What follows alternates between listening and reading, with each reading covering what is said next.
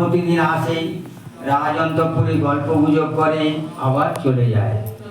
একদিন চামার কন্যাকে রাজরানী বললেন, সখী, একটা জিনিস দেখার খুবই ইচ্ছা হয়, যদি তুমি এনে দেখাও তাহলে খুবই ভালো হয়।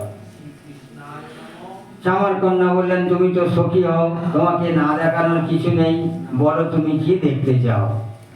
তখন রাজরানী বললেন, সখী, আমি কখনো গোমাংস দেখিনি, যদি গোমাংস এনে দেখাও তবে খুবই ভালো হয়। এই কথা শুনে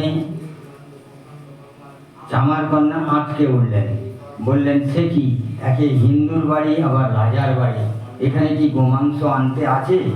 যদি রাজামশাই জানতে পারেন আমাদের দুজনকেই প্রাণদণ্ডে দণ্ডিত করবেন, তার চেয়ে অন্য কিছু বড় নিশ্চয়ই এনে দেখাবো। চামার কন্যাও রাজি হয় না, রাজরানীও ছাড়ে না। অনেক কথা কাটাকাটি ভাগ বিতণ্ডার পরে অবশেষে চামার কন্যা রাজি হলেন। পরের দিন সকালবেলা একটি চুবড়ি করে কিছু গোমাংস নিয়ে রাজ দরবারে ঢুকতে যাবে, এমন সময় দারোয়ান বাধা দিল। বলল, তুমি আঁচল ঢাকা দিয়ে লুকিয়ে কি নিয়ে যাচ্ছ দেখাও, নইলে ঢুকতে দেয়া যাবে না। চামার কন্যা কি করে, অগত্যা বাধ্য হয়ে আঁচল খুলে সেই চুবড়ি ভরা গোমাংস দারোয়ানকে দেখালো। দারোয়ান বলল, এটা কি করেছো? রাজার বাড়িতে তুমি গোমাংস এনেছো? এক্ষুনি আমি রাজার কাছে খবর দিতে চললাম। দারোয়ান ছুটল রাজার কাছে খবর দিতে। এদিকে চুবড়ি ভরা গোমাংস নিয়ে রাজ অন্তঃপুরে এসে বললেন, সখী, সব জানাজানি হয়ে গেছে, রাজামশাইয়ের কাছে খবর চলে গেছে। এই কথা শুনে রাজমহিষী ভয়ে অস্থির হয়ে পড়লেন, কি করবেন ঠিক করতে পারছেন না। এমন সময় মা দুর্গার নাম জপতে লাগলেন, হে মা দুর্গা, এই মহা বিপদ থেকে তুমি আমাকে রক্ষা করো।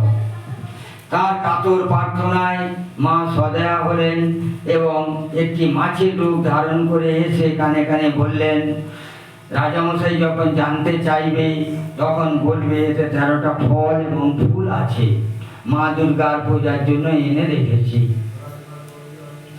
ইতিমধ্যে রাজামশাই হন্তদন্ত হয়ে রাজ অন্তঃপুরে প্রবেশ করলেন এবং জিজ্ঞাসা করলেন, তোমার সখী কি এনেছে দেখাও, আমি তা এখনই দেখতে চাই।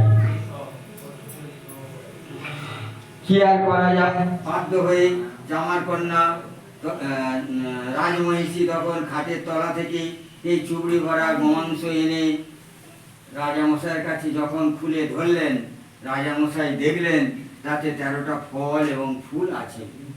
রাজামশাই সন্তুষ্ট হলেন এবং রাজ দরবারে চলে গেলেন, আর এই ভুল সংবাদ পরিবেশনের জন্য দারোয়ানকে ভর্ৎসনা করলেন।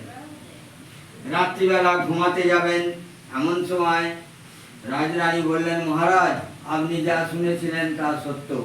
চামার কন্যা সত্যি আমার তার এই গোমাংস এনেছিল, আমি দেখতে চেয়েছিলাম বলে, কিন্তু মা দুর্গার কৃপায় তা 13টা ফল এবং ফুলে পরিণত হয়েছে এবং মা বলে গেছেন তার পূজা প্রচার করার জন্য। পরের দিন সকালবেলা রাজামশাই ঝাড়া দিয়ে জানিয়ে দিলেন, যে না আষাঢ় মাসে শুক্লপক্ষে শনি অথবা মঙ্গলবারে মা দুর্গার পূজা না করবে তাকে প্রাণদণ্ডে দণ্ডিত করা হবে। সেই থেকে দেশে দেশে মা দুর্গার পূজা প্রচার হয়ে আসছে। যেহেতু এই মহা বিপদ থেকে মা তাকে রক্ষা করেছিলেন, সেই থেকে নাম হয়েছে মা বিপত্তারিণী দুর্গা।